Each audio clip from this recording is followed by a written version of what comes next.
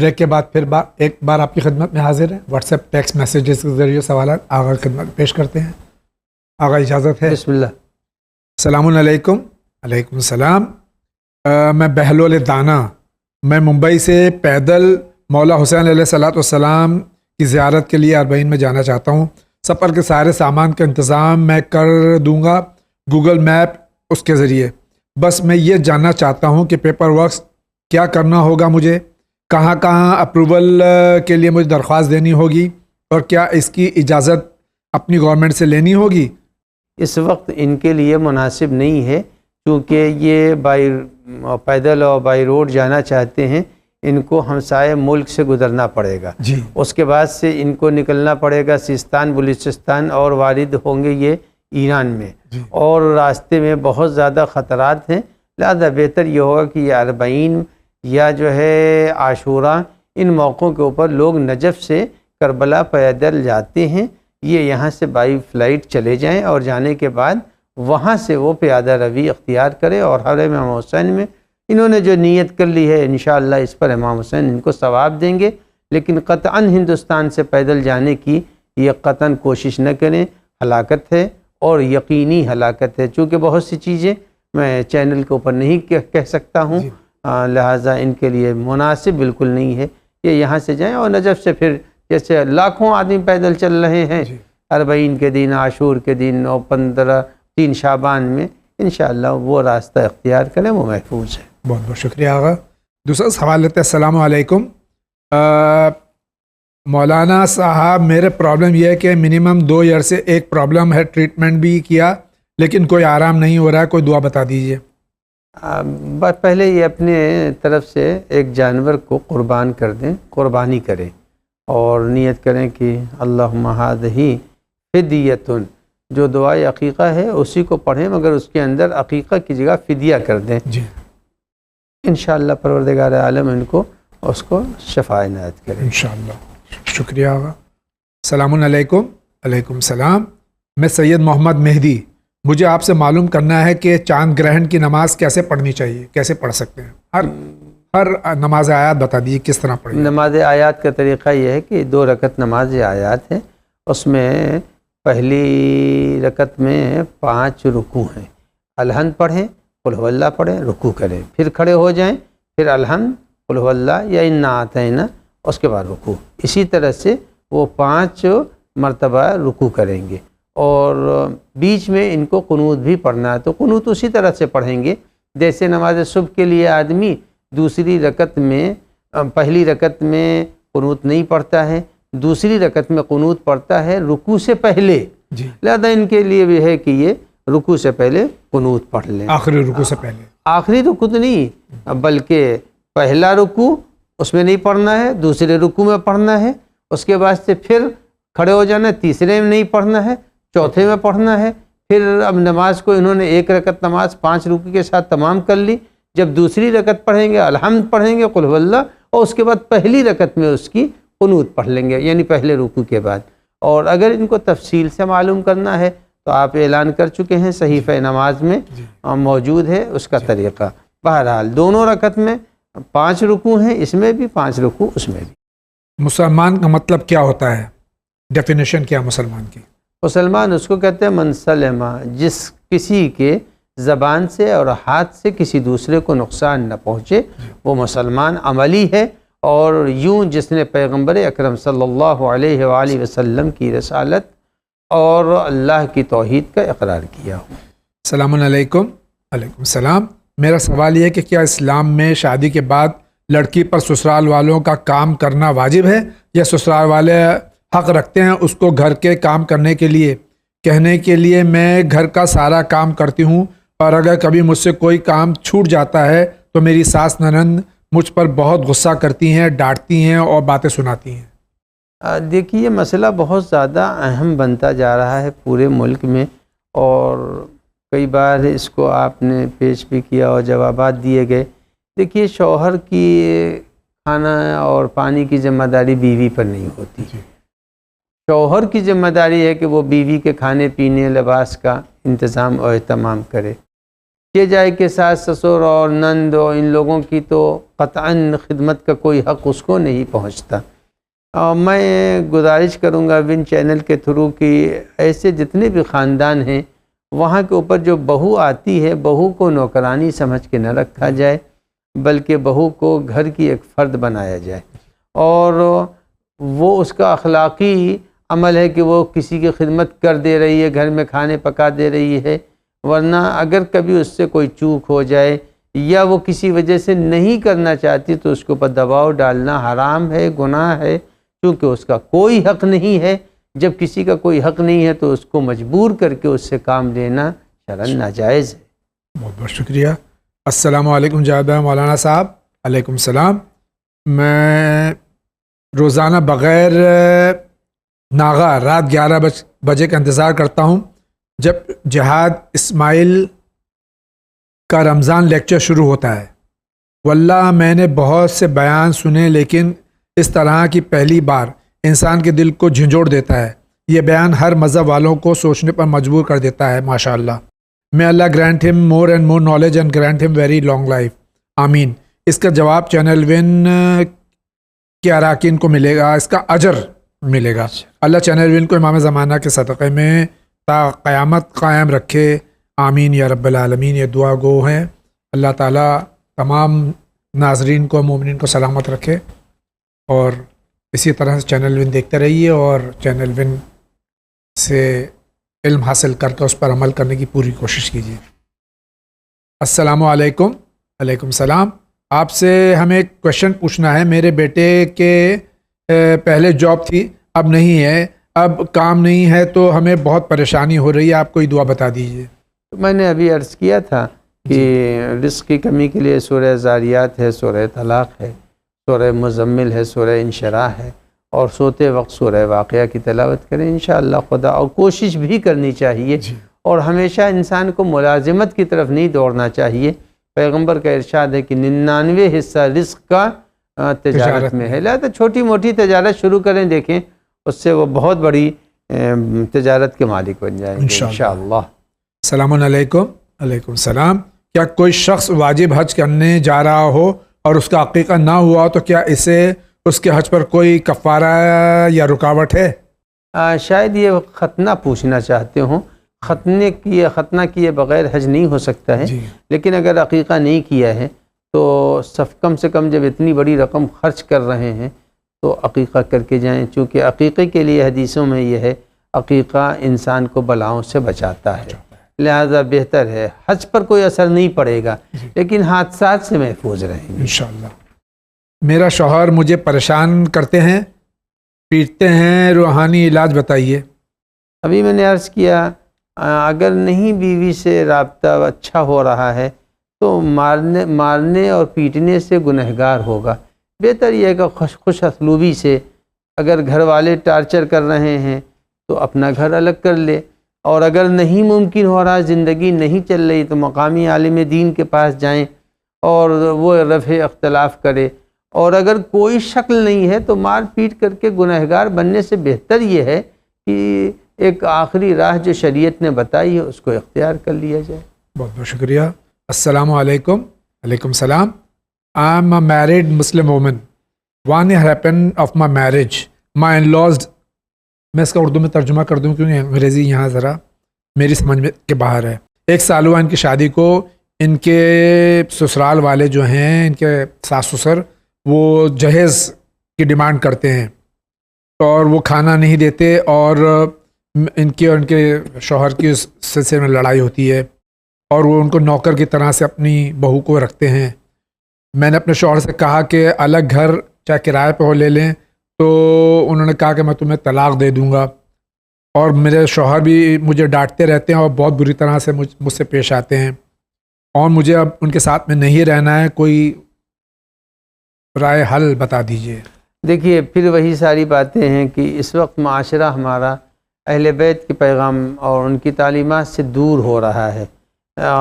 خدا کا شکر ہے کہ ان کے ذریعے بہت سی باتیں عوام تک پہنچ رہی ہیں. میں پھر ان سے بھی گزارش یہ کروں گا کہ یہ بیوی اور یہ حق کو پہچانیں, اور اس کے اوپر جو دباؤ ڈال رہے ہیں وہ شرعاً حرام دباؤ ہے. ساتھ ہی ساتھ یہ طلاق کی دھمکی دینا یہ پیغمبر اور اہل بیت کے روش کے خلاف اور ان کی سیرت و سنت کے خلاف ہے۔ پیغمبر کی بیویوں نے اور خود اہل بیت کے گھر میں آپ نے دیکھا کہ امام حسن کو زہر دیا گیا، لیکن اس کے باوجود امام حسن نے طلاق نہیں دی۔ تو میں ان سے بھی گزارش کروں گا کہ یہ بیوی کو ظلم و ستم سے بچائیں اپنے کو، اور ان کے اوپر زیادتی نہ کریں۔ ان سے مطالبہ کرنا جہیز کا یہ تو بالکل ہی گری ہوئی اور نہایت پس فکر ہے۔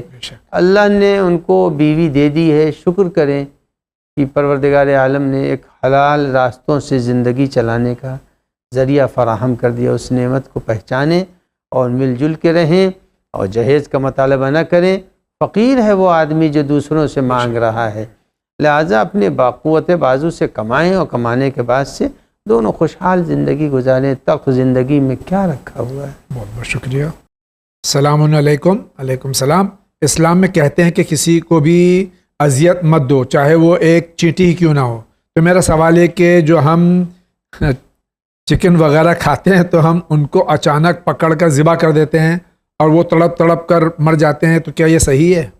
دیکھیے، ہمیشہ انسان کو یہ سوچنا چاہیے کہ حیات ہر چیز میں ہے۔ جی، یہ نہیں کہ سبزی میں حیات نہیں ہے، سبزی میں بھی حیات ہے۔ ہندوستانی سائنٹسٹ نے ثابت کیا ہے یہ۔ سبزی میں حیات ہے، جی، تو حیات ہر چیز کی الگ ہوتی ہے، جی، لیکن ایک قانون یہ ہے کہ ہر چھوٹی چیز اپنی بڑی چیز کے اوپر قربان ہوتی ہے۔ سبزی حیوانات کے اوپر قربان ہوتی ہے، حیوانات انسان پر قربان ہوتے ہیں، انسان امام پر قربان ہوتا ہے، امام دین پر قربان ہوتا ہے، اور دین وہی حکم خدا ہے اور پروردگار عالم ہے۔ لہذا قربانی کے یہ طریقے ہیں، اس کے اندر کوئی ایسی قبیح چیز نہیں ہے۔ ہم محسوس نہیں کرتے کہ سبزیوں میں حیات نہیں، ورنہ اس میں بھی حیات ہے۔ خود زمین کے اندر حیات ہے۔ جی، کچھ زمینیں بنجر ہوتی ہیں تو معلوم ہوا کہ جمادات میں بھی حیات ہے، نباتات میں بھی حیات ہے، حیوانات تو ہی ہیں، انسان ہیں، لیکن ہر اپنے مافوق کے اوپر، اپنے سے بلند کے اوپر قربانی دیتا ہے۔ یہ نظام قدرت ہے۔ السلام علیکم۔ علیکم السلام۔ اپنے شوہر کو چھوڑ کے 1 سال ہوا ہے، بات نہ کرتے ہیں، نہ چیت کرتے ہیں، کال کیا میں اب طلاق دینے کی نوبت آ گئی ہے، پھر وہی بات ہے یہ؟ بالکل جناب، ان کو چاہیے کہ خوش اسلوبی سے زندگی گزاریں، اور بات چیت بند کرنا تو حرام ہے، کہ پیغمبر نے فرمایا کہ 3 دن سے زیادہ اگر کسی کے درمیان گفتگو نہیں ہے تو وہ فعل حرام کا مرتکب ہے۔ کیا جائے کہ 1 سال وہ بھی بیوی سے جس کے نان و نفقوں کی ذمہ داری ہے، اور بہت سے جنسی روابط کی تاکید اور واجب قرار دیا گیا، ان سب کو نہیں چھوڑنا چاہیے۔ السلام علیکم۔ علیکم السلام۔ Please guide, we both husband and wife are working, we have a kid who is 6 months old. My husband says every expenditure of kid should be 50-50. یعنی یہ دونوں میاں بیوی کام کر رہے ہیں اور شوہر کہہ رہے ہیں کہ بچے کی ذمہ داری اور جو اخراجات ہیں دونوں کو 50% ادا کرنا چاہیے۔ اب دیکھیے، یہ ان کے گھریلو مسائل ہیں، شرعی طور سے بیوی کی کوئی ذمہ داری نہیں بنتی ہے، جی، لیکن اگر وہ لوگ آپس میں ایگریمنٹ کر رہے ہیں، چونکہ اب میاں بیوی ہیں تو بن تک لانے کی ضرورت ہی نہیں تھی، اس مسئلے کو خود ہی حل کر لیتے۔ جی، اگر شوہر کی آمدنی اتنی نہیں ہے جو اخراجات کو پورا کر سکے، تو اور بیوی اگر کما رہی ہیں تو انہیں بھی چاہیے مل جل کر کے زندگی کو خوشگوار بنائیں۔ اس میں شرعی طور سے شوہر کی ذمہ داری ہے کہ بیوی کا اور بچے کا خرچ برداشت کریں، لیکن نہیں کر سکتا ہے اگر اپنی مختصر آمدنی کی وجہ سے، اور بیوی بھی صاحب ملازمت ہے اور سروس کر رہی ہے، تو چاہیے مل جل کر کے زندگی گزار دیں۔ کئی دن کی زندگی ہے، بچہ ان کا بھی ہے، بچہ ان کا بھی ہے، کسی دوسرے کے اوپر تو خرچ بھی نہیں کرنا ہے۔ بہت بہت شکریہ۔ السلام علیکم۔ علیکم السلام۔ مجھے بتائیے، میرا 2000 خمس بنتا ہے، مگر خمس کا ہاف سہم امام اور سہم سعادات ہے۔ سہم سعادات جو کہ 1000 بنتا ہے وہ میں اپنے ایک ریلیٹیو کو دینا چاہتی ہوں جو کہ ضرورت مند ہے۔ اب میں سہم امام چینل ون کو کیسے دوں، کیونکہ چینل ون آپ آپشن صرف 2 ہی ہیں کہ جس طرح سے خمس اور ڈونیشن، آپ کو کیسے پتہ چلے گا یا صرف سہم امام؟ مجھے بتائیے. سہم امام کہہ کے آپ وہ ڈونیشن بھیجیے تو سہم امام ہی میں صرف ہوگا، اور آپ جو نیچے آپ کے چینل آپ کے ٹی وی پہ آ رہی ہیں ڈیٹیلز وہ دیکھیے. آپ سہم امام کہہ کے آپ بھیجیے اپنا چیک یا جس طرح سے بھی آپ اپنی رقم بھیج رہی ہیں، انشاءاللہ وہ سہم امام میں ہی خرچ ہوگا. السلام علیکم. علیکم السلام. I have several questions. Females کی جاب سے متعلق 2 باتیں سنی ہیں. پہلی ہے کہ پورے حجاب میں رہ کر، شریعت کے دائرے میں رہ کر، اور عورت کو جاب کرنے کے لیے اسلام اجازت دیتا ہے. کیا یہ صحیح ہے؟ بالکل صحیح ہے. اگر پردہ ہے اور نامحرم سے وہ بچ رہی ہے اور کوئی اس کی عزت اور آبرو کو خطرہ نہیں ہے تو کر سکتی ہے. دوسرا یہ بھی ہے کہ ذاکروں سے سنا ہے کہ بنا ضرورت کے عورت کا گھر سے باہر جانا جائز نہیں ہے. تو اگر کسی لڑکی نے محنت کر لی اور ڈاکٹر بنی اور اس کے گھر میں فائنینشلی کوئی ضرورت نہیں ہے، لیکن وہ اپنے خواب کو پورا کرنے کے لیے جاب کرنا چاہتی ہے اپنے پورے حجاب کے ساتھ، تو کیا وہ کر سکتی ہے؟ یعنی کہ کیا صرف ضرورت پر ہی وہ گھر سے باہر نکل سکتی ہے؟ فیمیل ڈاکٹرز کی چونکہ قوم کو ضرورت ہے تو کیا وہ اس طرح کا علاج کر سکتی ہے؟ بالکل قوم کی ضرورت ہے تو پھر وہ بیکار نہیں نکل رہی ہے. جی. بیمار کی تیمارداری کرنے میں ثواب ہے چہ جا کے بیمار کا علاج کرنا. لہذا جو بیمار کے لیے وہ نکل رہی ہے تو بے مقصد نہیں جا رہی ہے بلکہ با مقصد نکل رہی ہے. اور جب اس نے تعلیم حاصل کی ہے تو اسے چاہیے کہ وہ قوم کی، انسان کی، انسانیت کی خدمت کرے. بہت بہت شکریہ. السلام علیکم. علیکم السلام. I need to know the actual way of performing غسل جنابت for a man from start to end, which dua to be recited. جس غسل جنابت کی ڈیٹیل بتا دیجیے، چاہے خواتین ہو یا مرد ہو.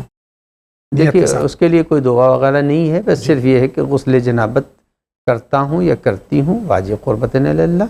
اس کا طریقہ یہ ہے کہ پہلے نجاست کو صاف کر لیں اور دھو لیں اسے. اس کے بعد سے وہ سر کو گردن سے ملا کر کے سر و گردن کو دھو ڈالیں.